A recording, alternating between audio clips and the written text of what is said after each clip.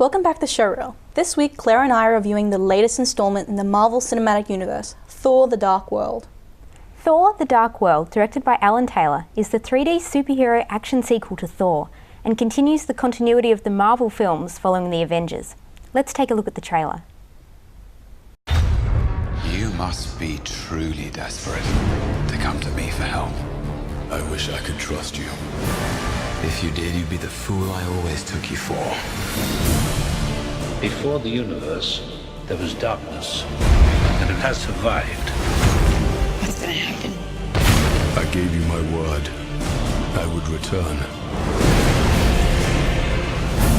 We face an enemy known only to a few, known only to one. You even think about betraying him. I'll kill you. That was from New York. I like her.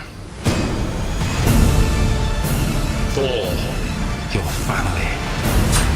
your world will be extinguished. The fabric of reality will be torn apart. I'll find a way to save us all. Thor. So despite my initial hopes and dreams to have my first review on the show be utterly shattering, I'm left to say only good things about Thor: The Dark World.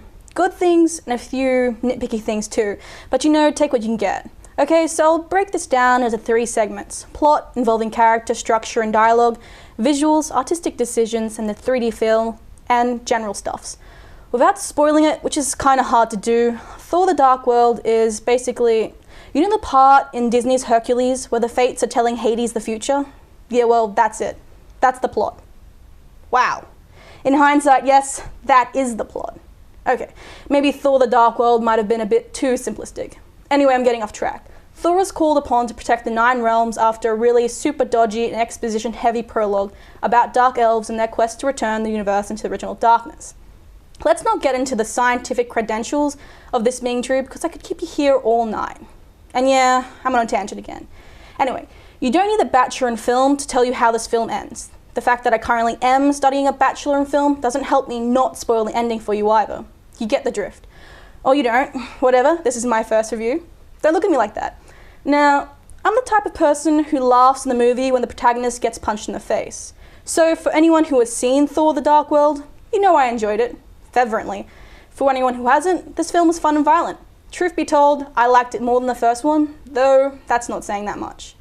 Thor was himself, Loki was himself, and the girl... For the deaf of me, I can't recall her name. Kate? Maybe it was Jane. Let's call her Jane. Whatever it was, she was herself too, so that was nice. I feel like the spiritual hero of the film was Darcy, and something about the whole interns just made me happy. Perhaps it was the subversion of the sexy lamp trope, but I won't jerk you down with my feminist commentary. The dialogue was quick, on the ball and witty. Characters were all relatively 3D. Haha, pun.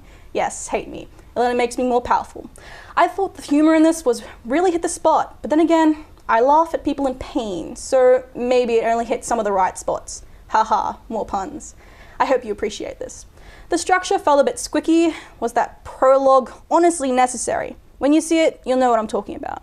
I feel like they missed the chance to have a really cool Asgardian fairy tale / animation come to life on screen, like they did in Harry Potter with the Deathly Hallows story.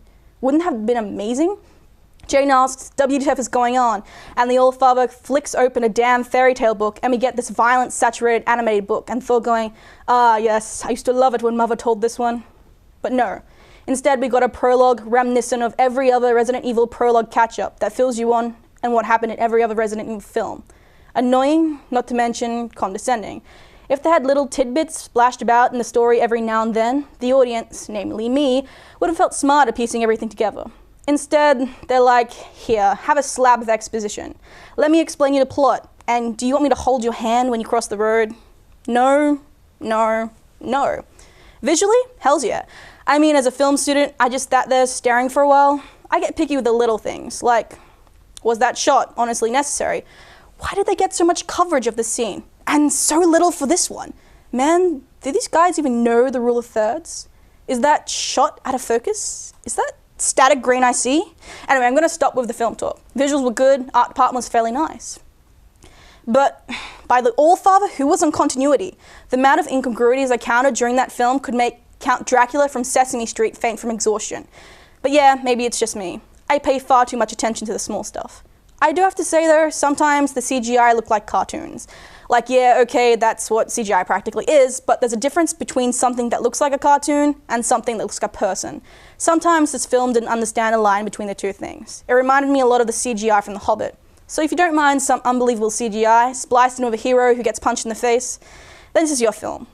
General stuff-wise, I liked it. The overall feel of Thor: The Dark World left me with a good taste in my mouth. Unlike a lot of other films this year, which spiraled me into depression that only time fixed.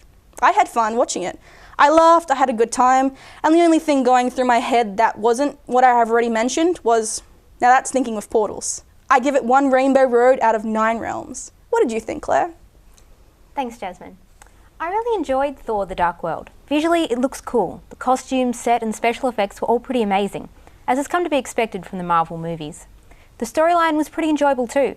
Some parts felt a bit predictable, but were nevertheless fun to watch. For instance, the comic relief provided by Jane's intern Darcy and her intern, the intern's intern, Ian, was a bit obvious. I didn't find it side-splittingly funny as some other members of the audience in the cinema when I saw it, but I think that humour is what sets the Marvel movies apart from the DC ones like Man of Steel. It stops the film from going too dark and depressingly death-ridden. Overall, I found myself absorbed by the story. I like the effort the writers made to blend sci-fi and fantasy, like when Hawking's quantum physics meets Asgard's Soul Forge. One of the great things about all the Marvel movies now is that they have created this shared universe. So if, say, the creators of Thor want to get a certain other Marvel superhero in just for 5 seconds of comic relief, he's more than happy to appear. Or he's contractually obliged to. Either way, the various nods to the wider Marvel universe were enjoyable and made the whole universe seem that bit more real. In my opinion, Malekith fell a bit flat as a villain, but then we were all really there to see Loki in that role, which was very well done, I must say. His charisma, cunning and sardonic wit were brilliant, despite starting the film off as a bit of an interplanetary emo. Some bits were a bit too convenient, like it just so happens that Jane absorbs the ether at just the right time when the 9 realms are going to align. She just happens to be in the right place, it's Earth.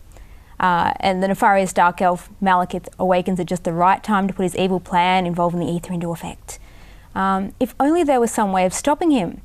Luckily, Jane's scientific comrades from America are all inexplicably in London, and the signs left by the ancient races of Earth point them to the perfect spot to stop the destruction of the 9 realms. Good thing the Mayans left those stones laying around at Stonehenge. And all the better that you can take the London Tube 3 stops or so to prevent all life in the universe being snuffed out of existence. But then again, this doesn't make it unenjoyable. You have to have coincidence and convenience sometimes to keep the action going.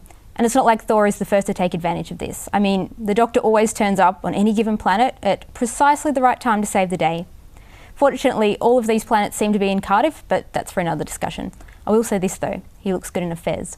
But back to Thor. Just a note on the continuity for those of you who've seen it. What happened to that massive monster from Jotunheim, the frost giant planet? Is it in London Zoo now, or working the checkout at Sainsbury's? Not a good idea to lose track of the whereabouts of a vicious man-eating beast. Anyway, despite those tiny faults, which I just found more comedic than annoying, I really enjoyed the movie. I give it 4 hoots out of 5. Well, that's all we have time for today. Thank you for joining us, Shaun. My pleasure, Jasmine. Yeah, it's been great having you. Thank you, Claire. Make sure to check out the Showreel podcast and our Facebook, Twitter and YouTube pages. Tune in next week for more Showreel. See you then.